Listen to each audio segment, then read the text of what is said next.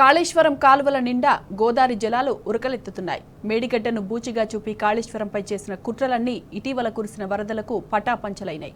అన్నారం సుందిళ్ల నుంచి మొదలుకొని కొండపోచమ్మ సాగర్ దాకా ఎటు చూసినా జల సవ్వడులే కనిపిస్తున్నాయి. రిజర్వాయర్లన్నీ నిండు కుండలను తలపిస్తున్నాయి. కాళేశ్వరం దడ్డగన్న వారి నోళ్లు మూతపడేలా బాహుబలి మోటార్లు గర్జిస్తున్నాయి. తెలంగాణ తొలి సీఎం కేసీఆర్ నిస్వార్థ సంకల్పం నుంచి పుట్టిన ఈ మహోన్నత ప్రాజెక్టు రాష్ట్ర రైతాంగానికి జీవధారగా నిలుస్తోంది. కుట్రలను ఛేదించిన కాళేశ్వరం ప్రాజెక్టు జల సవ్వడ్లపై T news special ground report మీ ముందుకు.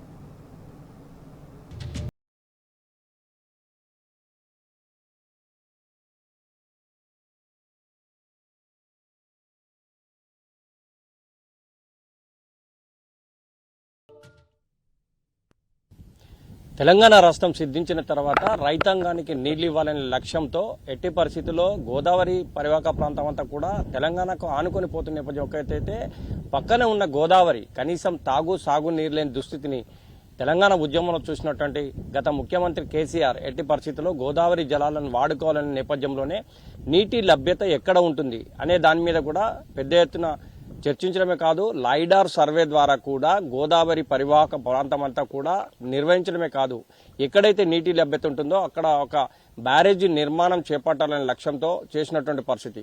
ఈ నేపథ్యంలోనే మేడిగడ్డ వద్ద ఇక్కడ బ్యారేజీ నిర్మిస్తే ఏ విధంగా ఉంటుందనే లక్ష్యంతో దానికి సంబంధించి అన్ని కార్యక్రమాలు చేసిన తర్వాతనే ఇక్కడ బ్యారేజీ నిర్మాణం చేపట్టినటువంటి పరిస్థితి మనకు కనిపిస్తుంది. అంటే ప్రత్యక్షంగా విజువల్ ద్వారా కూడా చూడొచ్చు.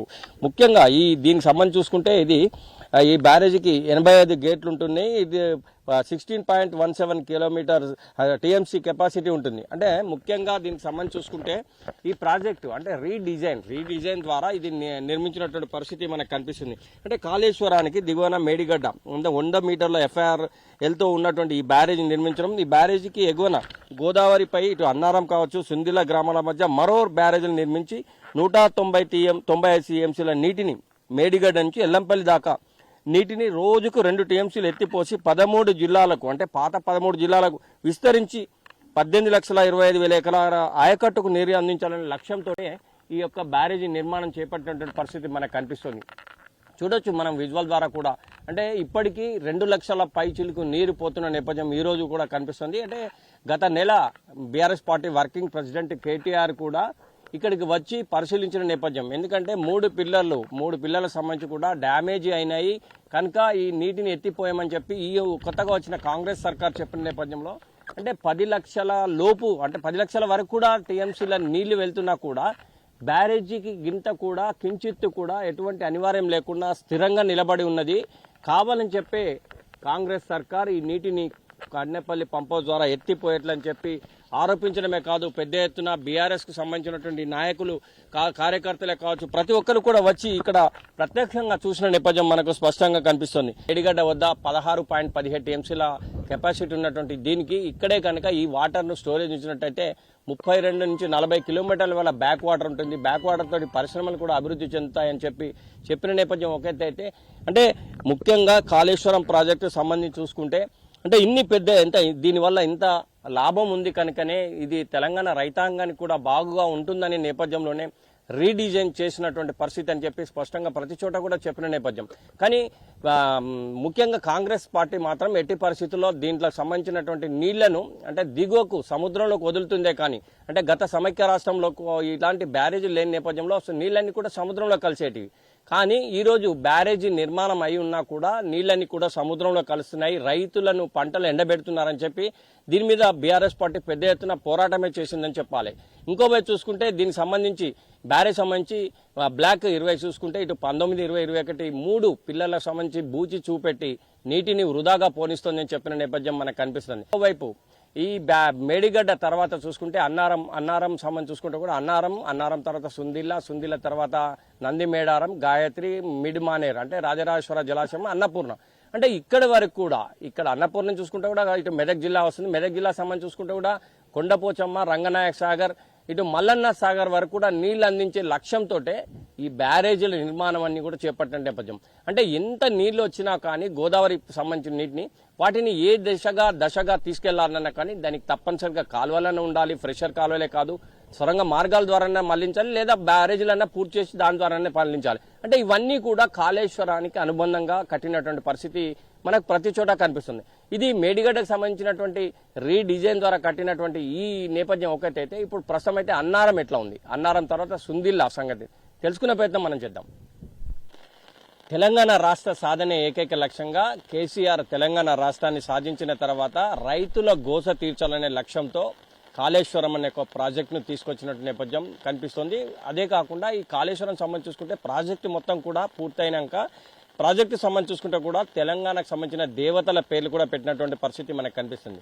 ఇటు మేడిగడ్డ విషయానికి వస్తే ఇది లక్ష్మి, సరస్వతి, పార్వతి మరియు గాయత్రి, అన్నపూర్ణ.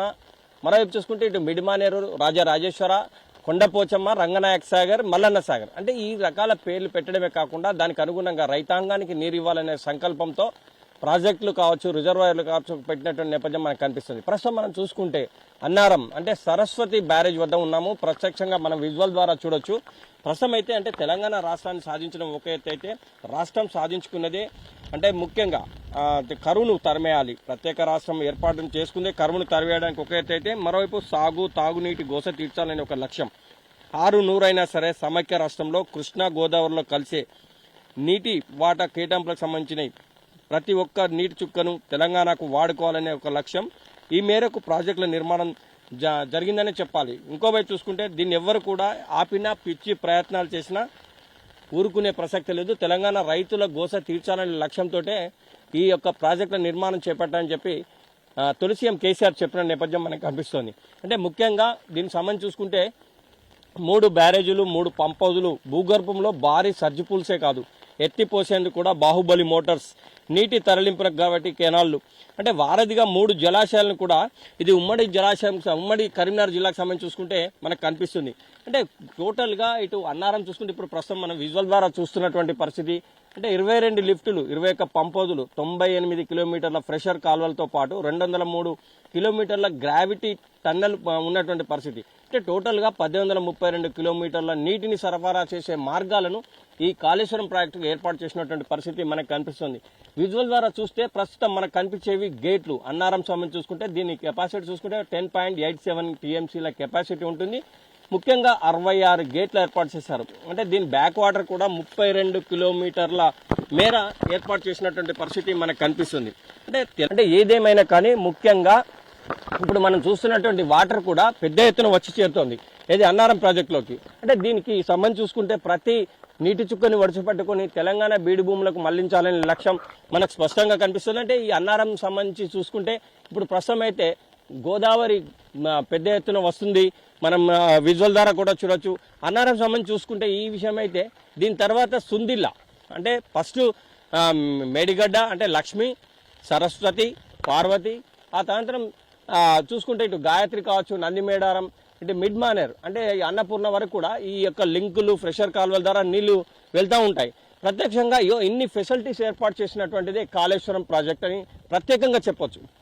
కాళేశ్వరం ప్రాజెక్ట్ అంతా కూడా ఒక పకడ్బందీగా ఏర్పాటు చేసినటువంటి నేపథ్యం మనకు స్పష్టంగా కనిపిస్తుంది. ఇటు మేడిగడ్డ విషయానికి వస్తే ఈ బ్యారేజీ 16.17 టీఎంసీల కెపాసిటీ ఉంటుంది. ఇటు కన్నెపల్లి పంప్ హౌస్ వద్ద పంపు లాంచ్ చేస్తే ఈ కన్నెపల్లి నుంచి డైరెక్ట్గా అన్నారం చేరుకుంటాయి. అన్నారం పంప్ హౌస్లో స్టార్ట్ అయినటువంటి నీళ్లు ఇటు సుందిల్లకు వస్తాయి. అంటే ప్రస్తుతం మనం చూసుకుంటే సుందిల్ల వద్ద ఉన్నాం.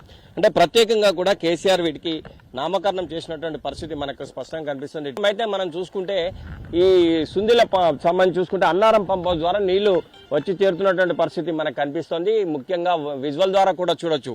అంటే ఈ సుందిల్ల పంప్ హౌస్ విషయానికి వస్తే ఇది 8.83 కెపాసిటీ గల ఈ సుందిల్ల సంస్థకు 74 గేట్లు ఉంటాయి దీనికి. అంటే ఈ ముఖ్యంగా లింక్ 1లో చూసుకుంటే బ్యారేజీలు ఇటు మేడిగడ్డ, అన్నారం, సుందిల్ల ఈ మూడింటికి సంబంధించి చూసుకుంటే మేడిగడ్డ 16.17 టీఎంసీలు అయితే ఇది అన్నారం 10.87 టీఎంసీల కెపాసిటీ ఉంటుంది. సుందిల్ల ప్రస్తుతం మనం చూసే విజువల్ ద్వారా ప్రత్యక్షంగా చూస్తున్నటువంటి పార్వతి 74 గేట్లతో పాటు 8.83 టీఎంసీల కెపాసిటీ ఉంటుంది. అంటే ఈ బ్యారేజీలకు అనుగుణంగా పంప్ హౌజ్ల నిర్మాణం చేపట్టినటువంటి పరిస్థితి మనకు కనిపిస్తుంది. ఇటు కన్నెపల్లి పంప్ హౌజ్, సిరిపురం, గోలివాడ. అంటే ఈ కన్నెపల్లి పంప్ హౌజ్ చూసుకుంటే 11 టీఎంసీ ఉంటే ఇటు సిరిపురం 8, గోలివాడ 9. అంటే రోజుకు 2 టీఎంసీల నీరు ఈ పంపుల ద్వారా ఎత్తిపోస్తారు. ప్రస్తుతం మనం చూడొచ్చు లైవ్లో మనకు కనిపిస్తున్నటువంటి దీనికి సంబంధించి చూసుకుంటే నీళ్లు పెద్ద ఎత్తున పోతున్నటువంటి పరిస్థితి మనకు కనిపిస్తుంది. అంటే చూసుకుంటే నీళ్ళన్నీ కూడా పెద్ద ఎత్తున వచ్చినటువంటి పరిస్థితి గోదావరి జలాలు ప్రత్యక్షంగా కనిపిస్తున్నాయి. ప్రస్తుతం అయితే ఎక్కడ చూసినా కానీ మనకు గోదావరి జలాల గలగలలు ప్రత్యక్షంగా కనిపిస్తున్న పరిస్థితి. ప్రస్తుతం దీన్ని చూసుకుంటే ఇప్పుడు పార్వతికి సంబంధించిన ఇదైతే మనం మరి కుసవెట్ల గోలి సరస్సుకు సంబంధించిన ఇదైతే గోలివాడకు సంబంధించినటువంటి పంపుల వద్దకు ఎల్లంపల్లికి ఏ విధంగా పోతాయి తెలుసుకునే ప్రయత్నం మనం చేద్దాం. ఉమ్మడి కరీంనగర్ జిల్లా వ్యాప్తంగా కాళేశ్వరం కాలువలు జలకలను సంతరించుకున్నాయి. పార్వతి, లక్ష్మీ, సరస్వతి బ్యారేజీలన్నీ నిండు కుండలను తలపిస్తున్నాయి. అటు వరద కాలువ సైతం సజీవ జలధారగా శ్రీరామ్ సాగర్ కు భరోసా ఇస్తోంది. శ్రీపాద, ఎల్లంపల్లి, మిడ్మానేరు సైతం సమృద్ధిగా కనిపిస్తున్నాయి. ఇదంతా కాళేశ్వర జల విజయమే.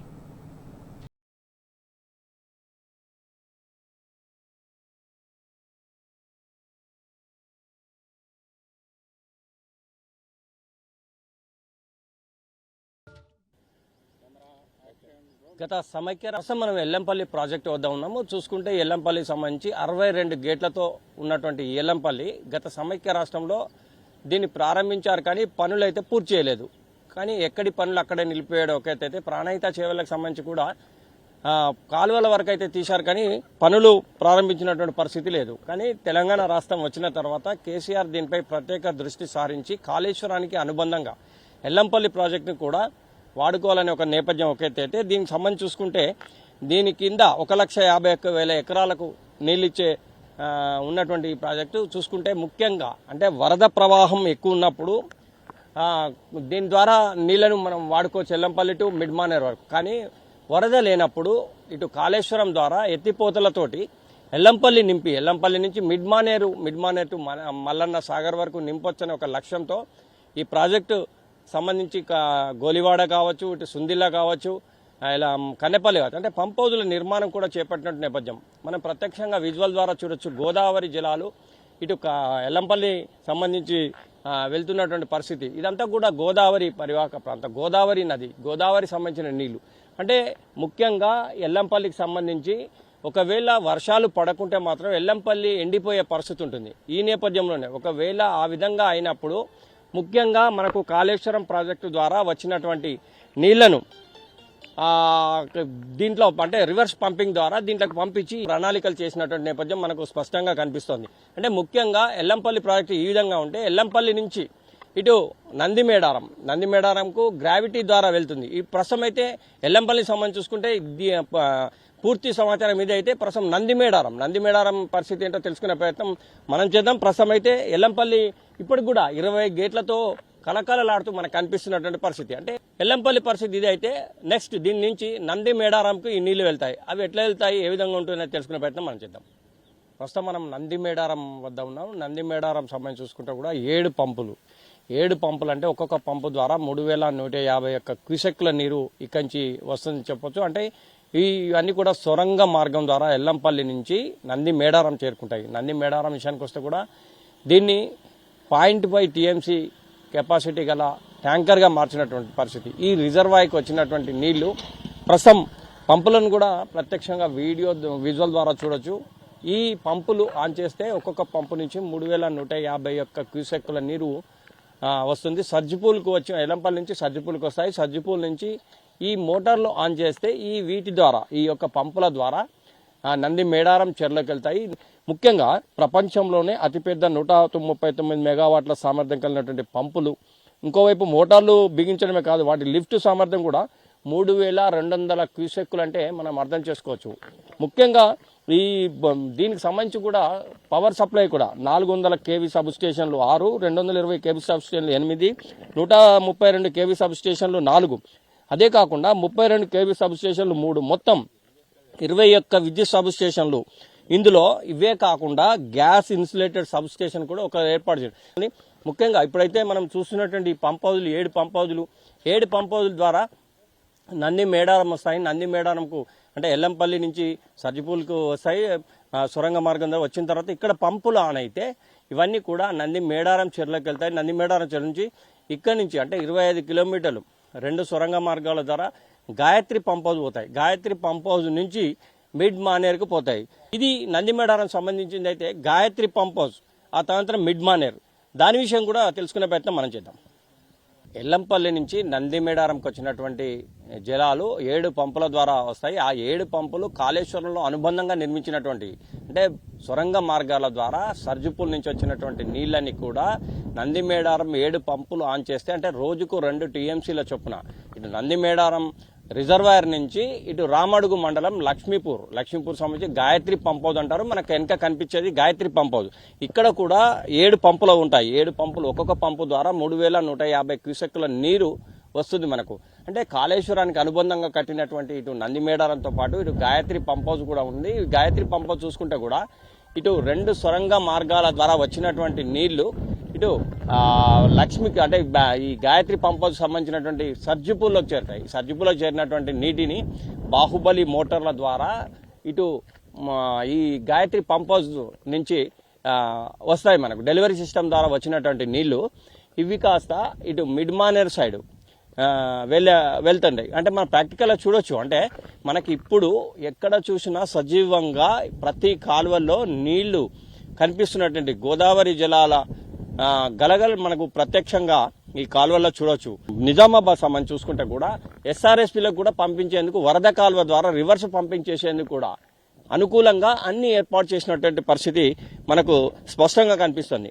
ఇది ఇట్లా ఉంటే ప్రస్తుతం మనకు శ్రీరాములపల్లి ఉంటుంది. శ్రీరాములపల్లిలో ఇటు మిడ్ మానేరుకు వెళ్లే నీళ్లు ఉంటాయి, ఇటు వరద కాలువకు రివర్స్ పంపింగ్ ఉంటుంది. ప్రస్తుతం దాని విషయం కూడా తెలుసుకునే ప్రయత్నం మనం చేద్దాం. గాయత్రి నుంచి అంటే డెలివరీ సిస్టమ్ ద్వారా వచ్చినటువంటి గోదావరి జలాలు మనం ప్రస్తుతం అయితే శ్రీరాములపల్లి అంటే రామడుగు మండలం శ్రీరాములపల్లి వద్ద ఉన్నాము. అంటే ఇక్కడ వరదకాలకు సంబంధించి 99వ కిలోమీటర్ ఇక్కడి మొదలవుతుంది. మరోవైపు చూసుకుంటే ప్రత్యక్షంగా విజువల్ ద్వారా చూస్తే చూడొచ్చు మనం.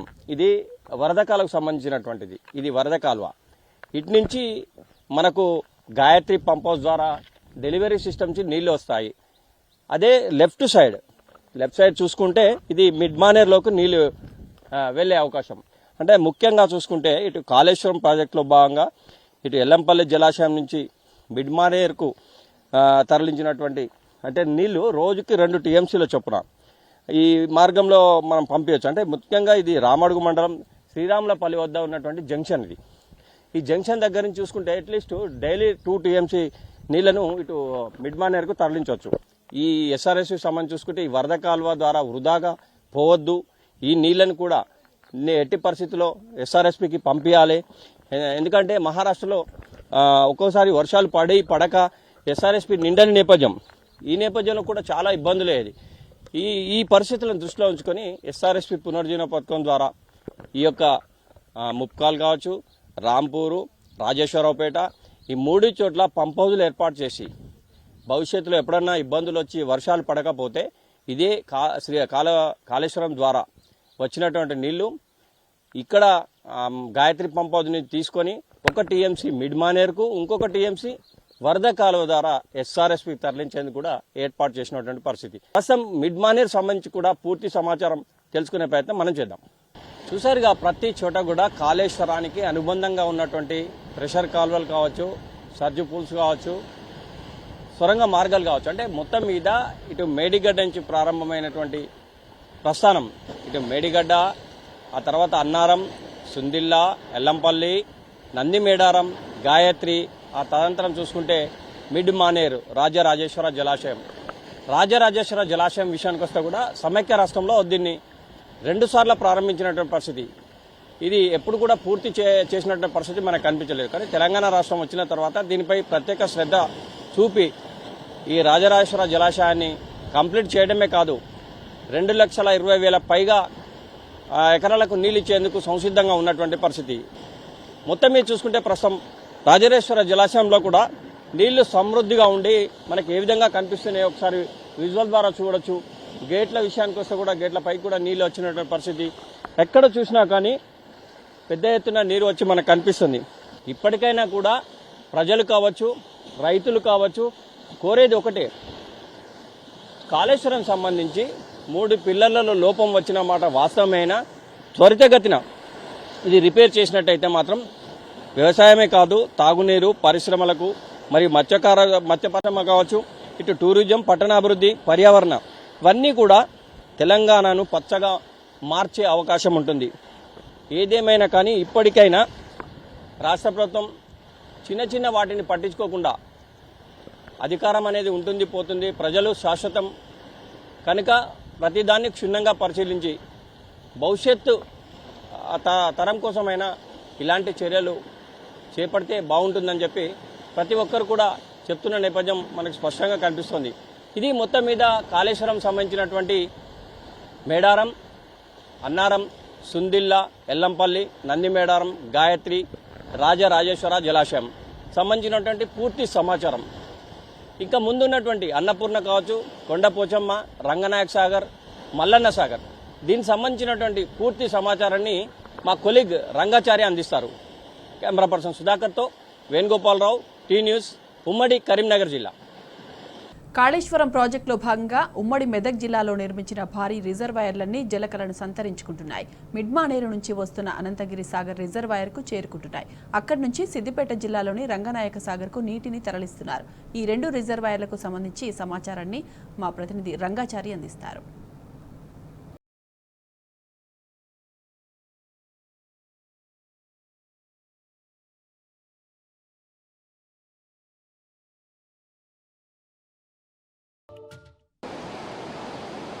కాళేశ్వరం ప్రాజెక్టుకి అనుసంధానంగా రాజన్న సిరిసిల్ల జిల్లాలో నిర్మించినటువంటి అనంతగిరి ప్రాజెక్టు వద్ద ప్రస్తుతం మనం ఉన్నాం. గోదావరి గలగలలు ఇప్పుడు మనకు వినిపిస్తున్నటువంటి శబ్దాలు, ఇది పాలనురుగు లాంటి గోదావరి నీళ్లు తరలి వస్తున్నటువంటి దృశ్యాలు ఇక్కడ మనకు కనిపిస్తూ ఉన్నాయి. ఒకప్పుడు ఈ ప్రాంతం అంతా కూడా కరువుతో అల్లాడిన ప్రాంతం ఇది. ముఖ్యంగా సిద్దిపేట, సిరిసిల్ల జిల్లాల సరిహద్దులో ఈ ప్రాజెక్టు నిర్మాణానికి మాజీ ముఖ్యమంత్రి కేసీఆర్ ప్రణాళికాబద్ధంగా రూపొందించినటువంటి ఒక మహత్తరమైనటువంటి ప్రాజెక్టు ఇది. కాళేశ్వరం ద్వారా దాదాపు 250 కిలోమీటర్లు వివిధ షిఫ్ట్ల ద్వారా, వివిధ లిఫ్ట్ల ద్వారా ఇక్కడికి చేరుకుని గోదావరి నీళ్లు తరలి వస్తున్నటువంటి దృశ్యాలు ఇక్కడ మనకి ఇప్పుడు కనిపిస్తూ ఉన్నాయి. గత కొద్ది రోజులుగా మేడిగడ్డ వద్ద కాళేశ్వరం ప్రాజెక్టుపై అధికార పక్షానికి సంబంధించిన కాంగ్రెస్ పార్టీ నాయకులు అనేక రకాల విమర్శలు చేస్తున్నటువంటి పరిస్థితి ఇదే. మేడిగడ్డ ప్రాజెక్టు మొత్తంగా కొట్టుకుపోయిందని చెప్పి, మేడిగడ్డ ప్రాజెక్టు ఇక పనికిరాదని చెప్పి దుష్ప్రచారం చేసి కేసీఆర్ను మార్జినలైజ్ చేయడం కోసం చేసిన ప్రయత్నం అంతా కూడా వట్టిదేనని ఇప్పుడు ఇక్కడికి తరలి వస్తున్నటువంటి గోదావరి జలాన్ని చూస్తే చాలా స్పష్టంగా అర్థమవుతున్నది. ఈ వర్షాకాల సీజన్లోనే గత నెల రోజుల క్రితం ప్రతిరోజు దాదాపు 10 లక్షల క్యూసెక్ల నీళ్లు మేడిగడ్డ ద్వారా తరలి వెళ్ళినటువంటి దృశ్యాన్ని మనం చూసాం. గత వారం రోజులుగా కురుస్తున్నటువంటి భారీ వర్షాల కారణంగా మళ్ళీ ఇప్పుడు గోదావరమ్మ ఉప్పొంగి ప్రవహిస్తున్నటువంటి దృశ్యాలు కనిపిస్తూ ఉన్నాయి. ఇక మేడిగడ్డ ప్రాజెక్టు ఇక పనికిరాదు, దానివల్ల నీళ్లు రావు అని చెప్పి అనేక రకాల దుష్ప్రచారం చేసినటువంటి సందర్భం ఉంది. అక్కడి నుంచి వచ్చేటువంటి నీళ్లు మేడిగడ్డ, అన్నారము, సుందిళ్ళ, నందిమేడారము, ఎల్లంపల్లి మీదుగా మిడ్మానేరు నుంచి ఇప్పుడున్నటువంటి అనంతగిరి సాగర్ ప్రాజెక్టులోకి నీళ్లు తరలి వస్తున్నాయి. దీని కెపాసిటీ సుమారు 3.5 టీఎంసీల నీళ్లు సామర్థ్యం కలిగినటువంటి ప్రాజెక్టు ఇది. ఈ ప్రాజెక్టులోకి ప్రతిరోజు ఇప్పుడు నీళ్లు వస్తున్నాయి. అధికారులు చెప్పిన దాని ప్రకారం సుమారు 2.8 అంటే సుమారు 3 టీఎంసీల నీళ్లు ఇప్పటికే ఇక్కడికి చేరి ఉన్నాయి. ఈ నీళ్ళని యథావిధిగా సిద్దిపేట జిల్లాలో చిన్నకోడూరు మండలంలో నిర్మించినటువంటి రంగనాయక సాగర్కి తరలిస్తూ ఉన్నారు. రంగనాయక సాగర్ నుంచి అదే కాలువల ద్వారా, పంపుల ద్వారా మల్లన్న సాగర్కు తరలిస్తూ ఉన్నారు. మల్లన్న సాగర్ నుంచి చిట్ట చివరి పాయింట్ అయినటువంటి కాళేశ్వరం ప్రాజెక్టుకి చిట్ట చివరి పాయింట్గా ఉన్నటువంటి కొండపోచమ్మ సాగర్కు తరలిస్తున్నటువంటి దృశ్యాలు ఇప్పుడు మన కళ్ళ ముందు కనిపిస్తూ ఉన్నాయి. ఇవన్నీ గోదావరి జలాలు మనకు కనిపిస్తున్నటువంటి దృశ్యాలు. ఈ ఒక్క ప్రాజెక్టు ద్వారానే సుమారు 50,000 ఎకరాల ఆయకట్టుకు నీళ్ళు అందబోతున్నాయని చెప్పడంలో ఎలాంటి అతిశయోక్తి లేదు. అనంతగిరి ప్రాజెక్టు ద్వారా ఈ ప్రాంతం అంతా సస్యశ్యామలమై రైతులు సంతోషంతో ఉన్నారని చెప్పడానికి ఇప్పుడు మనకు కనిపిస్తున్నటువంటి ఈ గోదావరి జలాలే ఒక నిదర్శనంగా మనం చెప్పవచ్చు. ఇప్పటికైనా కళ్ళు తెరిచి ఈ ప్రాజెక్టులను కాపాడాల్సిన బాధ్యత ప్రభుత్వం మీద ఉందని చెప్పక తప్పదు. సిద్దిపేట జిల్లా సిద్దిపేట నియోజకవర్గంలోని చిన్న కోడూరు మండలం సందలాపూర్ గ్రామ శివారులో నిర్మించినటువంటి రంగనాయక్ సాగర్ ప్రాజెక్టు వద్ద ప్రస్తుతం మనం ఉన్నాం. ఇది సుమారు 3.5 టీఎంసీల నీటి సామర్థ్యంతో నిర్మించినటువంటి ప్రాజెక్ట్. ఇది కాళేశ్వరం ప్రాజెక్టుకు అనుసంధానంగా సిద్దిపేట జిల్లాలో నిర్మించిన మొట్టమొదటి ప్రాజెక్టు ఇది. ఈ ప్రాజెక్టు నుంచే ఇక్కడి నుంచి మల్లన్న సాగర్కు, మల్లన్న సాగర్ నుంచి కొండపోచమ్మ సాగర్కు నీళ్లను తరలిస్తారు. గోదావరి జలాలు కాళేశ్వరం ప్రాజెక్టు నుంచి వివిధ దశల్లో వివిధ లిఫ్టుల్లో తరలి వచ్చి ఇక్కడికి చేరుకుంటాయి. ప్రస్తుతం మనం విజువల్స్లో చూస్తూ ఉన్నాం. ఇవి గోదావరి జలాలు పెద్ద ఎత్తున తరలి వచ్చి రంగనాయక్ సాగర్ ప్రాజెక్టులోకి చేరుతున్నటువంటి ఒక అద్భుతమైన దృశ్యం ఇక్కడ మనకు కనిపిస్తూ ఉన్నది. మొన్నటి వరకు అధికార కాంగ్రెస్ పార్టీ నాయకులంతా మేడిగడ్డ ప్రాజెక్టు పూర్తిగా వట్టిపోయింది, ఈ ప్రాజెక్టు ఇంకా పనికిరాదని చెప్పి చేసిన ప్రచారాలకు చెంపపెట్టుగా గోదావరి జలాలు ఇప్పుడు కళ్ళ ముందు సాక్షాత్కరిస్తున్నటువంటి పరిస్థితి ఇక్కడ కనిపిస్తూ ఉన్నది. తప్పనిసరి పరిస్థితుల్లో ప్రభుత్వం స్పందించి మేడిగడ్డ నుంచి పంపుల్ని ఆన్ చేసింది. అక్కడి నుంచి నందిమేడారంకు, నందిమేడారం నుంచి ఎల్లంపల్లికి నీళ్లను తీసుకొచ్చింది. ఎల్లంపల్లి నుంచి మిడ్మానేరుకు నీళ్లను తీసుకొచ్చింది. మిడ్మానేరు నుంచి సిద్దిపేట, రాజన్న సిరిసిల్ల జిల్లాల సరిహద్దులో ఉన్నటువంటి అనంతగిరి ప్రాజెక్టులోకి నీళ్లను తీసుకొచ్చింది. అక్కడి నుంచి ఇక్కడికి రంగనాయక్ సాగర్లోకి నీళ్లని తరలించే ప్రక్రియ పంపుల్ని ఆన్ చేసి ప్రారంభించింది. అప్పుడు ప్రారంభమైనటువంటి ప్రక్రియ సుమారు 1.5-2 టీఎంసీల వరకు నీళ్ళు ఇక్కడికి చేరుకున్న తర్వాత మళ్ళీ పంపుల్ని ఆఫ్ చేసింది. కానీ గత 4-5 రోజులుగా భారీ ఎత్తున వర్షాలు కురిసిన నేపథ్యంలో మళ్ళీ అన్ని జలాశయాల్లోకి నీళ్ళు వచ్చిన నేపథ్యంలో మళ్ళీ ఈ పంపుల్ని ఆన్ చేశారు. మిడ్మానేర్ నుంచి పెద్ద ఎత్తున అన్నపూర్ణ సాగర్లోకి నీళ్లను తరలించారు. అక్కడి నుంచి ఇక్కడికి మళ్ళీ పంపుల్ని ఆన్ చేసి నీళ్లని తరలించేటువంటి దృశ్యాలు కనిపిస్తున్నాయి. ఇక్కడి నుంచి కొండపోచమ్మ సాగర్కి నీళ్లను తరలిస్తూ ఉన్నారు. అక్కడి నుంచి మల్లన్న సాగర్కు, కొండపోచమ్మ సాగర్కు నీళ్లు తరలి వెళ్తున్నటువంటి పరిస్థితి కనిపిస్తుంది.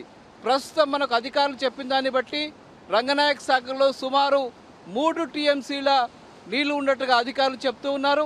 ఇది సుమారు 3.5 టీఎంసీల నీటి సామర్థ్యం కలిగినటువంటి ప్రాజెక్టు. ఇది పూర్తి స్థాయిలో ఇప్పుడు ఈ ప్రాజెక్టులోకి నీళ్లు వస్తున్నటువంటి పరిస్థితి. మేడిగడ్డను బూచి చూపి మేడిగడ్డ కూలిపోయిందని చెప్పి ఈ ప్రాజెక్టులను పూర్తిగా ఎండబెట్టేటువంటి ప్రయత్నం కాంగ్రెస్ పార్టీ ప్రభుత్వం చేసింది. ముఖ్యమంత్రి రేవంత్ రెడ్డి చేశారు. కానీ ఆయన ప్రయత్నాలు ఫలించలేదు, చెల్లలేదు. అటు విపక్షాల నుంచి వచ్చినటువంటి పెద్ద ఎత్తున ఒత్తిడి, మరియు ప్రజల నుంచి వచ్చిన ఒత్తిడి, రైతుల నుంచి వచ్చినటువంటి ఒత్తిడి ఫలితంగా తప్పనిసరి పరిస్థితుల్లో ఇవాళ మోటార్లు ఆన్ చేసి నీళ్లను తరలించాల్సిన ఒక అనివార్య పరిస్థితి ప్రభుత్వం చేయాల్సి వచ్చింది. ఈ నేపథ్యంలోనే ఈ ప్రాజెక్టులోకి నీళ్లు వస్తున్నాయి. ఏది ఏమైనా ఈ నీళ్లు ఇక్కడికి చేరడం అనేది ఈ ప్రాంతానికి సంబంధించిన రైతులకు పెద్ద ఎత్తున ఆనందం కలిగించే అంశంగా చెప్పుకోవచ్చు. ఎందుకంటే ఈ నీళ్ల ద్వారా దాదాపు 1,20,000 ఎకరాల ఆయకట్టుకు నీళ్లు అందబోతున్నాయి. రైతులంతా సంతోషంతో జీవించేటువంటి ఒక పరిస్థితి ఏర్పడబోతున్నది. ఇది నిజంగా మన కళ్ళ ముందు కనిపిస్తున్నటువంటి ఒక సత్యంగా చెప్పవచ్చు.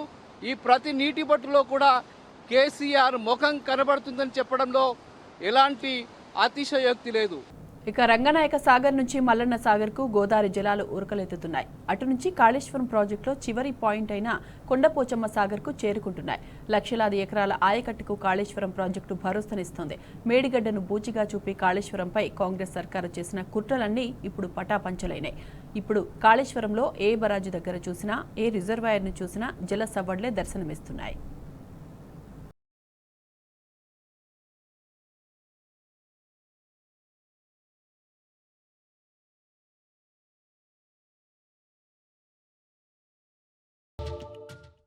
కాళేశ్వరం ప్రాజెక్టుకు అనుసంధానంగా సిద్దిపేట జిల్లా దుబ్బాక నియోజకవర్గంలోని తుక్కాపూర్ గ్రామ శివారులో ఉన్నటువంటి గిరాయిపల్లి అటవీ ప్రాంతం ఇది. ఈ ప్రాంతంలో మల్లన్న సాగర్ ప్రాజెక్టుని నిర్మించడం జరిగింది.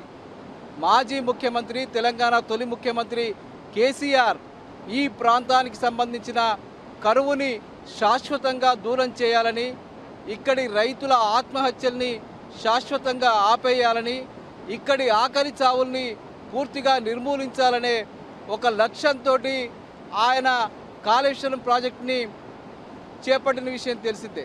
ఇది 50 టీఎంసీల నీటి సామర్థ్యంతో నిర్మించినటువంటి అతిపెద్ద ప్రాజెక్టు ఇది. ప్రస్తుతం మనం విజువల్స్లో చూస్తూ ఉన్నాం. మల్లన సాగర్ ప్రాజెక్టులోకి భారీగా గోదావరి వరద నీరు తరలి వస్తున్నటువంటి దృశ్యాలు మనకు కనిపిస్తూ ఉన్నాయి. ఇప్పటికే ఈ ప్రాజెక్టులో సుమారు 14 టీఎంసీల నీళ్లు ఉన్నట్టుగా ఇరిగేషన్ శాఖ అధికారులు చెప్తున్న దాన్ని బట్టి తెలుస్తూ ఉన్నాయి. ఈ ప్రాజెక్టుని ఎండబెట్టడం కోసం అనేక రకాల కుట్రల్ని ప్రస్తుత ప్రభుత్వం చేసింది. ప్రస్తుత ముఖ్యమంత్రి కూడా చేశాడు. మేడిగడ్డ వద్ద ప్రాజెక్టు కూలిపోయిందని చెప్పి దుష్ప్రచారం చేసి మాజీ ముఖ్యమంత్రి కేసీఆర్కు వచ్చినటువంటి మంచి పేరుని చెడగొట్టాలని, ఈ ప్రాజెక్టులను ఎండబెట్టడం ద్వారా ప్రజల్లో ఆయనను చులకన చేయాలని చెప్పి రకరకాల ప్రయత్నాలు చేయడం జరిగింది. కానీ అవన్నీ కూడా అవాస్తవాలని, అవి తప్పని ఇప్పుడు మనకు కనిపిస్తున్నటువంటి ఈ గోదావరి జలాలే, నిజంగా కనిపిస్తున్నటువంటి జలాలే మనకు సాక్షాత్కారంగా కనిపిస్తూ ఉన్నాయి. ఇది సత్యమని తేలిపోయింది. అంటే అక్కడి నుంచి నీళ్లు పెద్ద ఎత్తున తరలి వస్తున్నటువంటి దృశ్యాలు మనకు కనిపిస్తూ ఉన్నాయి. గత నెల రోజుల క్రితం ఇందులో కేవలం 3 టీఎంసీల నీళ్లు మాత్రమే ఉండింది. అంతకుముందు గోదావరిలోంచి మేడిగడ్డ మీదుగా సుమారు 10 లక్షల క్యూసెక్ల నీళ్లు తరలి వెళ్ళినప్పటికీ కూడా ప్రస్తుత ప్రభుత్వం ఆ నీటి పంపుల్ని ఆన్ చేయలేదు.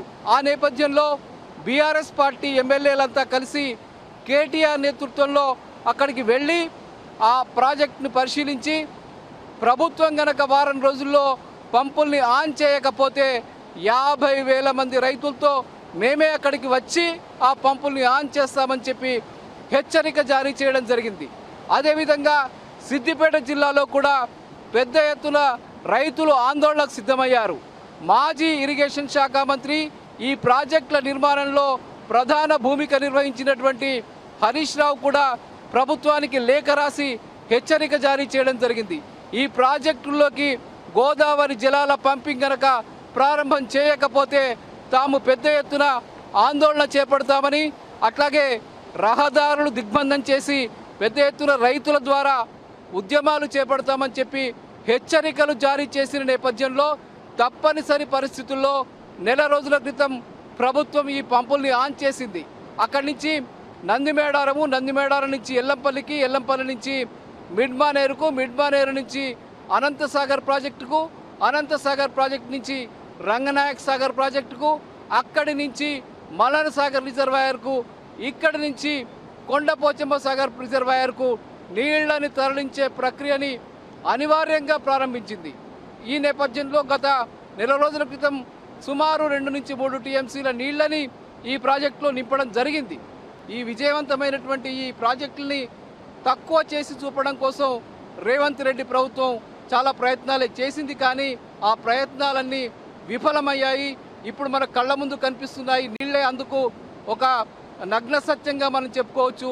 ఈ నీళ్లన్నీ మాజీ ముఖ్యమంత్రి కేసీఆర్ చేసినటువంటి కృషి ఫలితంగా, ఆయన చేసిన పని ఫలితంగా, ఒక శాశ్వత పరిష్కారం ఫలితంగా ఇవాళ ఇక్కడికి నీళ్ళు వస్తున్న పరిస్థితి ఇక్కడ కనిపిస్తున్నది అనేది అందరూ అంగీకరించాల్సిన ఒక సత్యం. కాళేశ్వరం ప్రాజెక్టుకు అనుసంధానంగా సిద్దిపేట జిల్లా గజ్వేల్ నియోజకవర్గంలోని పాములపర్తి శివార్లో నిర్మించినటువంటి చిట్ట చివరి రిజర్వాయర్ కొండపోచమ్మ సాగర్ రిజర్వాయర్. ఈ రిజర్వాయర్ సుమారు 15 టీఎంసీల నీటి సామర్థ్యంతో నిర్మించడం జరిగింది.